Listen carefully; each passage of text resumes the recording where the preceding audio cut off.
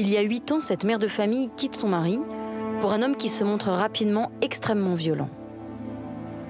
Il est alcoolique, alterne les coups, les larmes et les déclarations d'amour. Elle encaisse pendant des années, jusqu'au soir où elle sent la mort la frôler, sous les yeux de ses enfants. Ça a duré entre 45 minutes et 1 heure. Et il me donne des coups de poing, il m'attrape la tête, il m'arrache les cheveux, il me mord, et il me demande de parler. Je n'avais aucune réaction. Je me dis, si je me tais, il va peut-être s'arrêter. Il vous tapait où? Dans le dos, dans le cou. Alors j'avais une sciatique, il s'était appuyé dessus, et il m'appuyait avec son genou. Tu vas crever, tu vas crever. J'espérais, c'est même pas que je pensais, c'est que j'espérais ne pas me réveiller. À un moment où le coup de trop, je me dis, c'est ce qui va tout arrêter. Donc le lendemain, quand je me réveille, que j'ai des cheveux arrachés, que j'ai des hématomes dans le cou, aux jambes, dans le dos, des morsures, je ne savais pas trop quoi faire. C'est ma copine qui me dit, appelle ton médecin déjà. Donc j'ai fait venir mon médecin qui m'a fait un constat, qui me dit, il faut aller porter plainte. J'ai pas envie de cette rupture. Et en même temps, je me dis que si je le fais pas, je vais mourir. C'est contradictoire. Hein. Je me dis, il va me tuer, mais je veux pas le perdre. Il y a une ambivalence. Ah, complètement. Si on porte plainte, je sais que si je vais porter plainte, c'est la fin de mon histoire. Donc à un moment, je fais quoi? Je me protège ou je protège? Après cette nuit-là, Céline se décide à porter plainte. 7 ans après le début des violences. Personne avant cela n'avait réussi à la convaincre de quitter cet homme.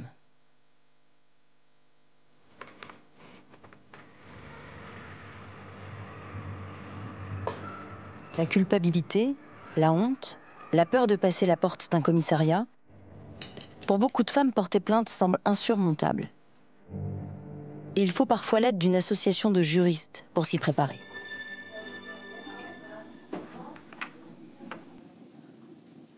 Là, j'ai la colère, la rage en moi,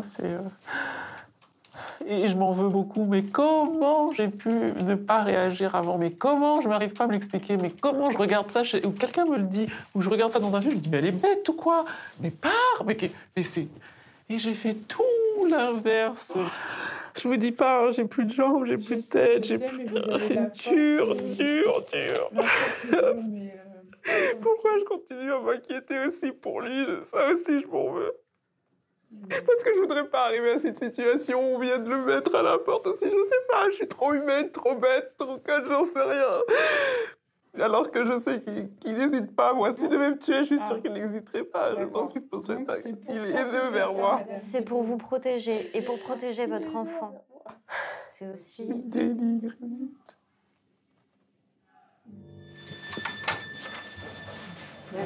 Merci beaucoup. Au revoir, Joël 22. Au revoir. Au revoir. Merci beaucoup.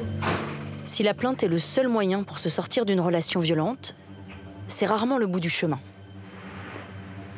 Pour Céline, cela a même été le début d'un autre cauchemar. Du dépôt de la plainte au jugement, on est en danger.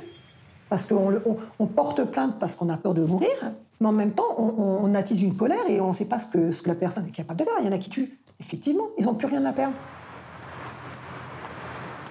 J'étais enfermée, je fermais tous mes volets, je n'ouvrais plus les fenêtres. Parce que je me dis, mais si l'escalade le week-end, qui va me protéger? Donc oui, entre le moment où vous portez plainte et le jugement, ça peut être un laps de temps qui va de 0 à 6 mois. Hein, parce que 6 mois après, j'ai le temps de mourir 10 fois. Ou de le reprendre. Après sa plainte, son ex-conjoint la harcèle jour et nuit.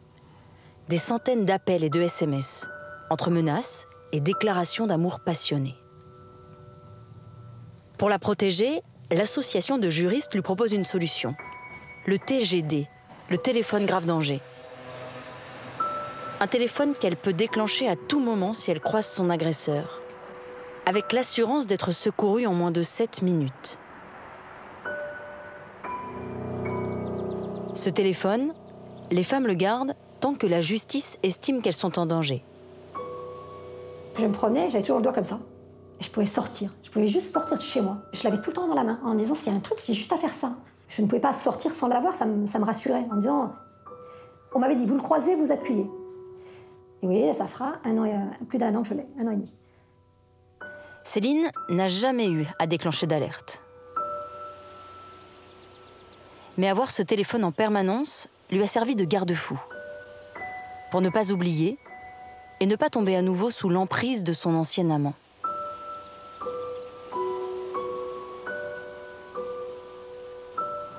Oui, je vais me protéger parce que j'aurais trop peur de me remettre avec lui.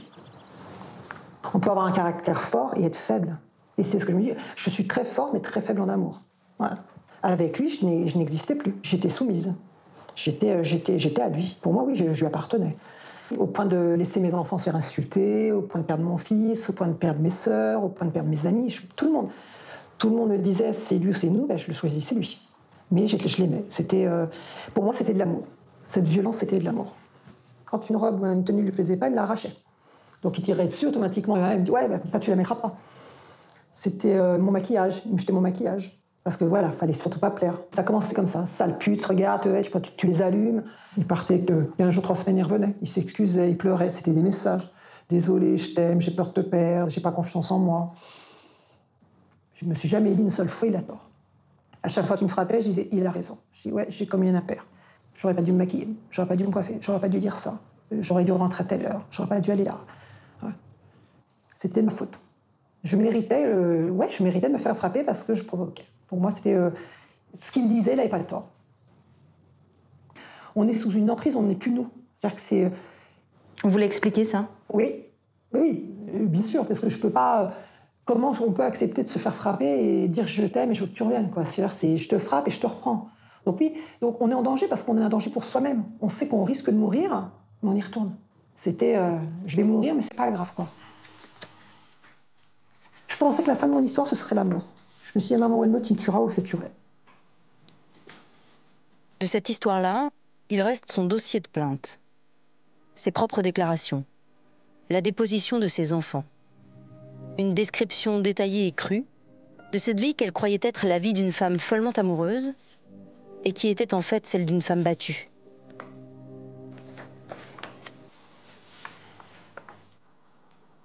J'arriverai pas à m'en vouloir. Je ne pourrai jamais effacer. Je suis mère de famille, j'avais quand même des enfants derrière, dont mon fils qui me le disait. Si je ne l'avais pas rencontré, je serais encore avec leur père. Donc il y a beaucoup de choses après de remise en question. Quand je dis que je l'aime, je ne sais pas si je l'aime, mais je vais essayer de peut-être trouver des excuses au fait que j'ai accepté tout ça. Je n'avais pas le droit d'accepter. Je ne peux pas me dire qu'il est responsable. Je me dis que dans un couple, on est deux, et quand il y a quelque chose qui ne va pas, il faut savoir partir. Et je n'ai pas su le faire assez tôt. Je n'ai pas su gérer. On s'est séparés, je l'ai repris au moins, en 7 ans, au moins 10 ou 12 fois. J'aurais pas dû accepter de me faire frapper, j'aurais pas dû accepter de me faire cracher, j'aurais pas accepté de me faire insulter. À un moment, je l'ai accepté. Comment vous voulez que je m'en sorte? Je peux pas. Ouais. Il ne faudrait pas que je dise que j'ai envie de mourir, mais ouais. Encore aujourd'hui, c'est ce que j'aimerais. C'est la seule solution pour pas souffrir. Oui, mon moteur, c'est mes filles. Elles ont subi. Moi, je leur ai fait subir. J'ai subi, mais c'est plus pour mes enfants que c'est dur. C'est pas pour moi. Parce que moi, si je veux partir, ma vie, elle est finie. Je veux dire, j'ai le droit de décider de mourir. Pour moi, j'ai le droit de me dire, je prends mes cachets, je m'en vais. Mais elles ont rien demandé. Genre... Ouais. Alors, je rigole, je me maquille. Ça paraît en contradiction avec mon image. Je me mets des paillettes, je m'habille sexy. Mais j'ai pas envie de vivre. Voilà, j'ai juste pas envie. Genre...